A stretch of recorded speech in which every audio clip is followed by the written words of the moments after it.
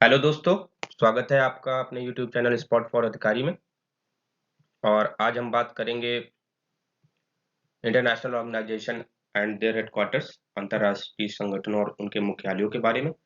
जैसा कि हमने आपसे कहा ही था कि करंट अफेयर्स और मिसलेनियस की आने वाले समय में डेटा हमारे यूट्यूब चैनल में प्रोवाइड करवाए जाएंगे।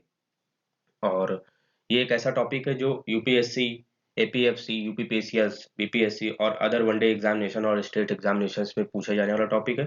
और आपको एक नंबर तो कम से कम ये टॉपिक दिला के जाएगा ही। और ये हमारा पार्ट 1 है। इसका एक पार्ट और आएगा जिसमें उसमें सारे बचे हुए ऑर्गेनाइजेशंस और उसके हेडक्वार्टर्स कवर अप कर दिए जाएंगे। ठीक है, और चलिए शुरू करते हैं।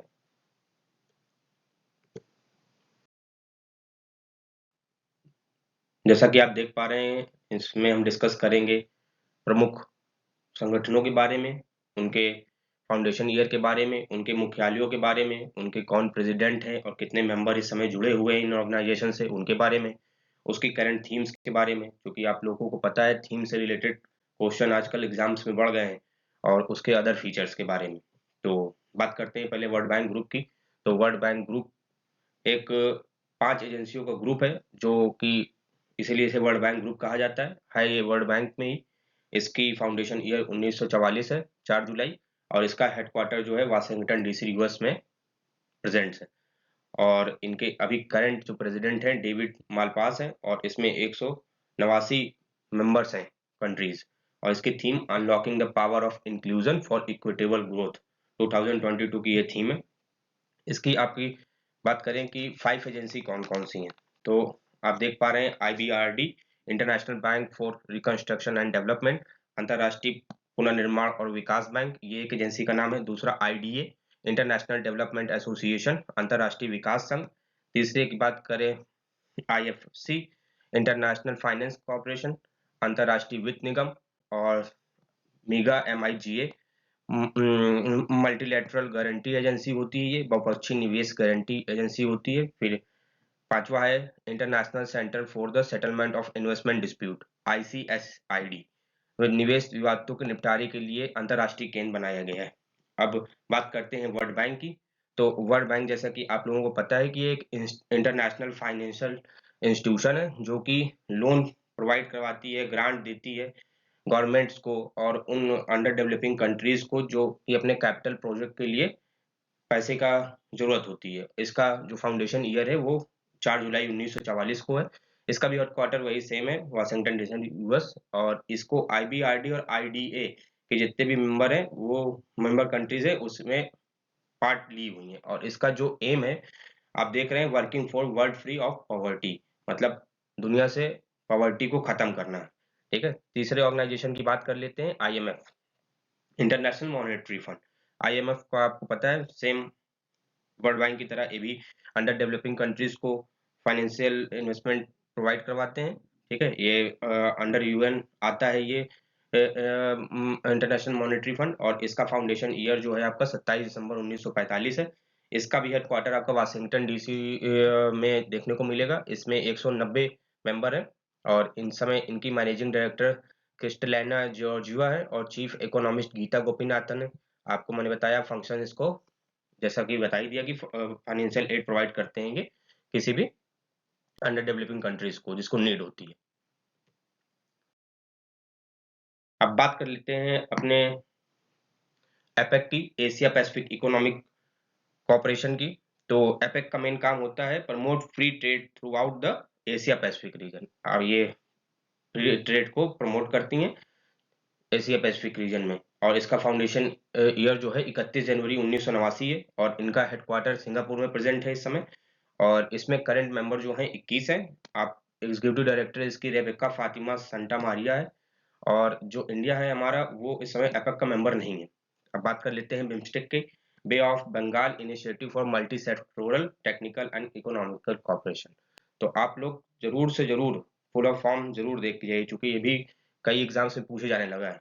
अब बिम्स्टेक के वर्क की बात करें तो ये क्या करते हैं कि accelerating shared growth and cooperation between littoral and countries of Bay of Bengal adjacent. मतलब आप समझ सकते हैं कि जितनी बे ऑफ बंगाल के आसपास की कंट्री है, उनके इकोनॉमिकल डेवलपमेंट और उसके ग्रोथ के बारे में बातचीत की जाती है इसमें। इसकी फाउंडेशन ईयर जो है वो 6 जून 1997 है और बैंकॉक से इसकी फाउंडेशन स्टोन रखी गई थी। इसका हेडक्वार्टर इस समय प्रेज़ेंट है ढाका, बांग्लादेश में और इसमें प्रेज़ेंट जितने भी मेंबर हैं, वो 7 मेंबर प्रेज़ेंट हैं और जो इंडिया है इसका पार्ट है और इसने अभी 2022 में 25 साल अपने पूरे किए हैं। तो ये ज़रूर याद रखिएगा चूँकि हर एक एग्ज़ामिनेशंस में सिल्वर जुबली, गोल्डन जुबली के नाम से क्वेश्चन्स आते हैं। अब बात करते हैं Indian ocean dream association for regional cooperation की। तो इनका काम भी वही है कि जो होता है promoting economic and technical cooperation including expansion of trade and investment. तो और इनकी फाउंडेशन ईयर जो है 6 मार्च 1997 है और इनका हेडक्वार्टर इबेन मॉरिशस में है और करंट इनके मेंबर जो हैं 23 मेंबर है और 10 डायलॉग पार्टनर है। अब बात करते हैं ईस्ट एशिया समिट की। तो आप देख रहे हैं कि इनका जो मेजर काम है ईस्ट एशिया कंपनी का, वो भी प्रमोट करती हैं आपका कल्चरल इवेंट्स को और आपके स्ट्रेटेजिक पार्टनरशिप को, स्ट्रेटेजिक डायलॉग को आपके बनाने के लिए और इसका फाउंडेशन ईयर पहला है कि कोलालमपुर मलेशिया से स्टार्ट हुआ था 2005 में इसको फाउंडेशन स्टोन। इसका हेडक्वार्टर अभी कोई स्थित नहीं है। इसके करंट मेंबर 18 हैं और 70वीं जो आपकी समिट हुई थी वो 13 नवंबर 2022 को हुई थी और कंबोडिया में और 18वीं जो होगी वो इंडोनेशिया में होगी। डब्ल्यूएचओ के बारे में बात कर लेते हैं, वर्ल्ड हेल्थ ऑर्गेनाइजेशंस के बारे में। आपको इनका जो मेन वर्क होता है promote health, keep the world safe and serve the vulnerable. ये ज़्यादातर हेल्थ सेक्टर में काम करते हैं। आपने देखा होगा कोरोना के समय में डब्ल्यूएचओ की मेन भूमिका थी, कहाँ वैक्सीन अप्रूव करना है, कहाँ रिजेक्ट करना है। इनका जो फाउंडेशन ईयर है 7 अप्रैल 1948 में है और हेडक्वार्टर इनका जिनेवा, स्विट्जरलैंड में स्थित है। इस समय जो करंट मेंबर जो हैं इनके 194 हैं और इनकी जो थीम है अवर प्लेनेट अवर अर्थ, इनकी जो थीम है वो लगातार न्यूज़ में रही भी थी। और इनकी बात कर लेते हैं कि ये यूनाइटेड नेशन के स्पेशलाइज्ड एजेंसी है और जो डायरेक्टर जनरल है उनके लगातार टेड्रोस एडनॉम ही बने हुए हैं, कोरोना के समय भी यही थे। अब बात कर लेते हैं सार्क की, south Asian association for regional cooperation की। तो इनका काम भी है accelerating the process of economic and social developing in the members of the state through increase the intra regional cooperation. इनकी फाउंडेशन ईयर जो 8 दिसंबर 1985 में है और इनका हेडक्वार्टर काठमांडू नेपाल में स्थित है। इसके 8 मेंबर इस समय उपस्थित हैं आपके Afghanistan, Bangladesh, Bhutan, India, Maldives, Nepal, Pakistan and Sri Lanka. 9 observer country है। First SAARC summit held in Dhaka में हुई थी, ठीक है? और आपका जो फाउंडिंग मेंबर है इंडिया इसका, ठीक है? और जो इनका एम है वो है deeper integration for piece and prosperity, ठीक है? बात कर लेते हैं एशियान की। ये पॉपुलर है हमारे यहाँ और association of south east Asian nation है। इनका मेन काम है accelerating economic growth, social progress, cultural development. अपने रीजन में जितने भी लोग होते हैं उनके कल्चर का आदान प्रदान। आप फाउंडेशन इनकी जो है 8 अगस्त 1967 है। इनका हेडक्वार्टर जकार्ता इंडोनेशिया में है। 10 मेंबर इसके इस समय जुड़े हुए हैं। Brunei, Philippines, Laos, Thailand, Vietnam, Malaysia, Indonesia, Myanmar, Cambodia, Singapore और 2 ऑब्जर्वर कंट्रीज भी हैं। इनके सेक्रेटरी जो है काउ किम हाउन है। अब बात करते हैं डब्ल्यूटीओ की, वर्ल्ड ट्रेड ऑर्गेनाइजेशन की। तो इनके बहुत से रोल होते हैं। आप देख सकते होंगे कि एक ग्लोबल सिस्टम में ट्रेड रूल्स बनाते हैं और उसके बाद किसी कंट्री से डिस्प्यूट हो जाता है तो उसको नेगोशिएट करवाते हैं कि जिसको जरूरत होती है उसको वो नीड जिसको होती है उसको वो ट्रेड प्रोवाइड करवाते हैं, हेल्प करते हैं उसकी। फाउंडेशन ईयर इनका 1 जनवरी 1995 है और इनका हेडक्वार्टर जो है जेनेवा, स्विट्जरलैंड में स्थित है। ठीक है? इनके जो करंट मेंबर हैं वो 164 हैं। ठीक है? इनमें ईरान और अल्जीरिया नहीं है। इनका जो पर्पस है reduction of tariffs and the barriers of trade. ये ट्रेड को प्रमोट करते हैं। ये ट्रेड से रिलेटेड ऑर्गेनाइजेशन है इसलिए इनका पर्पस यही है। इनका जो ऑफिशियल लैंग्वेज है 3 लैंग्वेज है, इंग्लिश, फ्रेंच और स्पेनिश और डायरेक्टर जनरल जो है रोबर्टो अज़वेडो है। चलिए अब बात कर लेते हैं इंटरनेशनल लेबर ऑर्गेनाइजेशन की। तो इनका जो मेन काम होता है पॉलिसीज बनाते हैं। आपका जो गवर्नमेंट एम्प्लॉय और वर्कर होते हैं उनके बीच का भेदभाव खत्म करके उनको एक जैसा ट्रीट करने के लिए होता है और ये डिस्क्रिमिनेशन को हटाते हैं और इनका फाउंडेशन ईयर जो है 29 अक्टूबर 1919 है। बहुत पुराना ऑर्गेनाइजेशन है ये। इसका हेडक्वार्टर जिनेवा स्विट्जरलैंड में स्थित है।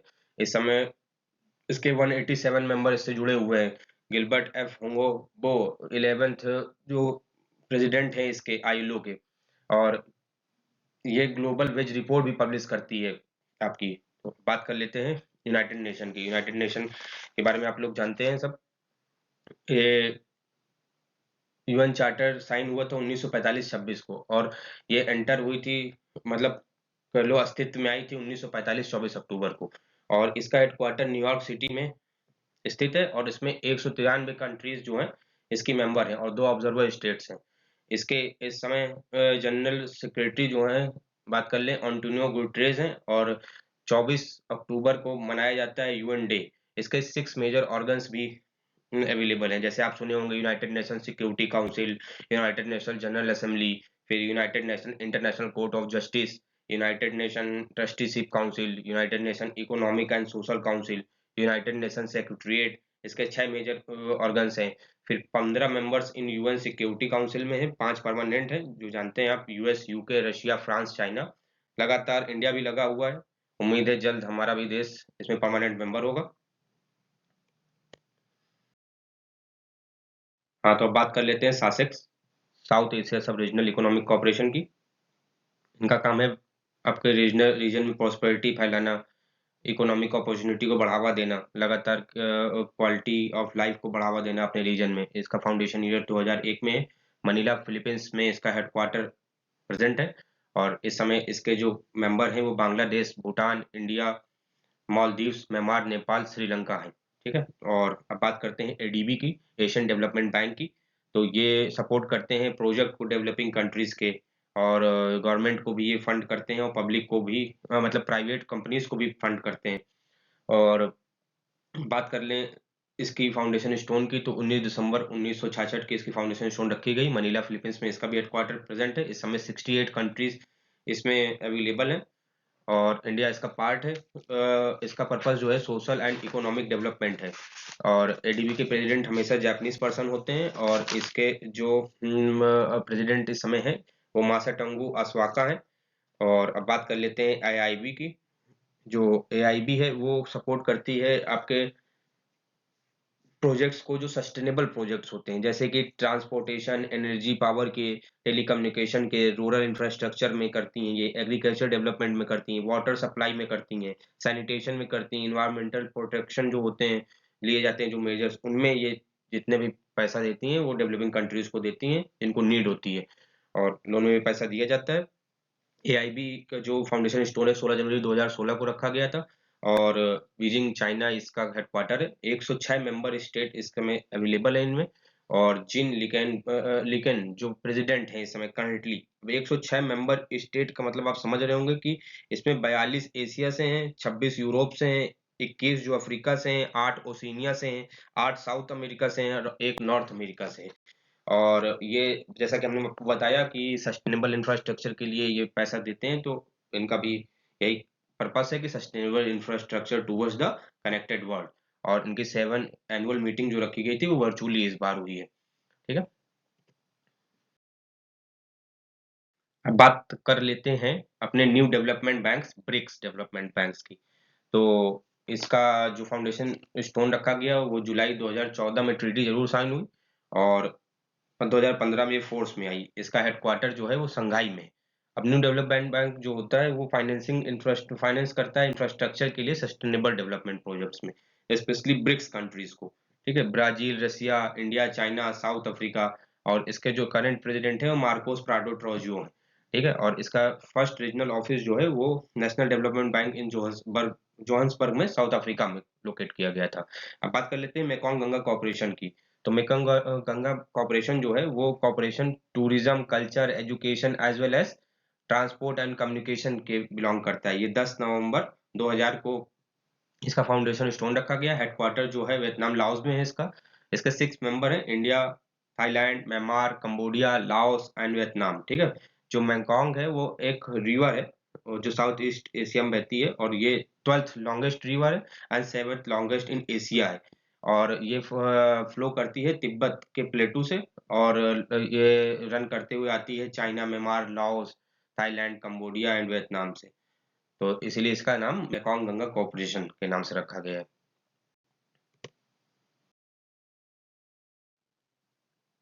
अब बात कर लेते हैं G20 डेवलपिंग नेशन की। तो इसमें आप इस समय करंटली 23 प्रेजेंट कंट्रीज हैं, और 20 अगस्त 2003 को इसका फाउंडेशन स्टोन रखा गया था कनकुन मैक्सिको मैक्सिको में इसका जो है सॉरी कनकुन मैक्सिको में इसका जो हेडक्वार्टर प्रेजेंट है। अब G20 मेजर कंट्रीज जो हैं वो 26 सितंबर 1999 में इसमें जुड़ना स्टार्ट हुई थी, और इसकी 19 कंट्रीज प्लस एक यूरोपियन कंट्रीज, ठीक है, इसका मेंबर है। और इसका जो थीम इस बार का था, one earth one family and one future, 2023 का इसका जो थीम होगा। और इस बार इंडिया इसकी प्रेसिडेंसी को संभालेगा 2023 में, और 2022 में इंडोनेशिया में इसका अंतिम फेज हुआ है, और उसी समय नरेंद्र मोदी जी को हथौड़ा पकड़ा दिया गया है कि अगले साल 2023 में आप होस्ट करिए, प्रेसिडेंसी संभालिए। अब बात कर लेते हैं G7 की। तो ये ग्लोबल ट्रेड्स को बढ़ावा देती हैं, और कंसल्टिंग इशू जैसे कोई भी हो, जैसे कि इमरजेंट ग्लोबल इशू वगैरह आ जाए, तो अपने साथ साथ कंट्रीज बैठ के उसमें विचार किया जा सके उसके बारे में। और इसका फाउंडेशन स्टोन जो है 25 मार्च 1973 को रखा गया था। इसकी जो प्रेजेंट इस समय जो मेंबर हैं वो 7 हैं। जैसा कि इनके नाम से ही पता आपको चल रहा होगा, G7 तो मतलब 7। पहले इसमें रशिया भी था, उसको क्रीमिया के बाद मार के भगा दिया गया, आपको पता ही है। जैसा कि 7 मेंबर है, Germany, UK, Japan, USA, France, Canada, Italy. इसका थीम जो है इन्वेस्टिगेटिंग बेटर फ्यूचर, 28 जून 2020 को ये थीम रखा गया, और 47 करी गई थी, 48 जर्मनी में ऑर्गेनाइज की गई थी इसका लास्ट। और चाइना इसका मेंबर नहीं है G7 का, और यूरोपियन यूनियन को इनवाइट किया जा रहा है G7 में ज्वाइन करने के लिए।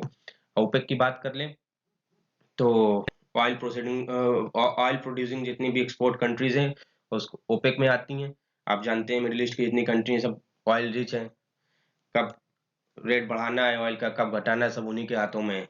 बगदाद ईरान इसका फाउंडेशन मतलब प्लेस, और 1960 सितंबर में ईयर इसका है फाउंडेशन ईयर। हेडक्वार्टर जो है वियना ऑस्ट्रेलिया में प्रेजेंट है। पहले इसमें 13 कंट्रीज थे, इस समय वेनेजुला को बाहर कर दिए हैं। इसमें ओपेक प्लस भी आपको पढ़ाया जाएगा, कल के पार्ट में आएगा वो। इंडिया ओपेक का मेंबर नहीं है। और जब स्टार्ट हुआ था तो इसमें 5 मेंबर थे, Iran, Iraq, Kuwait, Saudi Arabia और वेनेजुला। और बात करते हैं यूरोपियन यूनियन की, तो आपको पता है 27 छोटे छोटे देश मिलकर वो यूनियन बनाया गया है। इसका हेडक्वार्टर बेल्जियम में है, और 1 जनवरी 1999 में इसका फाउंडेशन स्टोन रखा गया था। लेते हैं नाटो की। नाटो, जैसा कि आपको नाम पता चल रहा है, नॉर्थ अटलांटिक ट्रीटी ऑर्गेनाइजेशन। ये वर्ल्ड वॉर सेकेंड के बाद एक मिलिट्री अलायंस बना ली गई थी, जो लगातार एक्सपैंड करती चली गई। इसका फाउंडेशन ईयर 4 अप्रैल 1949 को है, और हेडक्वार्टर इसका ब्रुसेल्स बेल्जियम में स्थित है। करंट मेंबर इसमें 32 हैं, पहले 30 थे। फिर उसके बाद यूक्रेन जुड़ने की कोशिश किया। उसके बाद लगातार यूक्रेन वॉर चल रही है, कॉन्फ्लिक्ट चल रहा है। फिर उसके डर से स्वीडन और फिनलैंड जो थे उन्होंने नाटो को ज्वाइन कर लिया। तो जो Sweden is the 31st and Finland 32nd member बन गया आपका नाटो ज्वाइन करने वाला। ठीक है, अब बात कर लेते हैं संघाई कोऑपरेशन ऑर्गेनाइजेशन एससीओ की, जिसको फाउंडेशन स्टोन आपका 26 अप्रैल 1996 का है, और बीजिंग चाइना में स्थित है इसका हेडक्वार्टर। 8 मेंबर स्टेट है इस समय, China, India, Kazakhstan, Kyrgyzstan, Pakistan, Russia, Tajikistan, Uzbekistan. और इसका हम लोग होस्ट करेंगे 2023 में, इंडिया होस्ट करेगा। और उसकी थीम अभी से रखा गया है for a secure SCO. India और पाकिस्तान ने 2017 में इसको ज्वाइन किया था। जैसा कि मैंने आपको बताया कि इंडिया होस्ट करेगा 2023 में। और संघाई कोऑपरेशन ऑर्गेनाइजेशन का भी मेन काम ये है कि पॉलिसीज से रिलेटेड जितने भी इम्प्लीमेंटेशन हो रही है उनकी बातचीत, इकोनॉमिकल अफेयर्स को बढ़ाने की बातचीत, कि कैसे उसको बढ़ावा दें, रीजन में कैसे शांति रखें, ये सब बातें उसमें की जाती हैं। ये सुनने के लिए आपका बहुत बहुत धन्यवाद। आपको यदि ये हमारा आज की सीरीज अच्छी लगी हो तो चैनल को सब्सक्राइब करें, टॉपिक को लाइक करें और इंतजार करें अगले पार्ट का। धन्यवाद। आपकी रात्रि शुभ हो।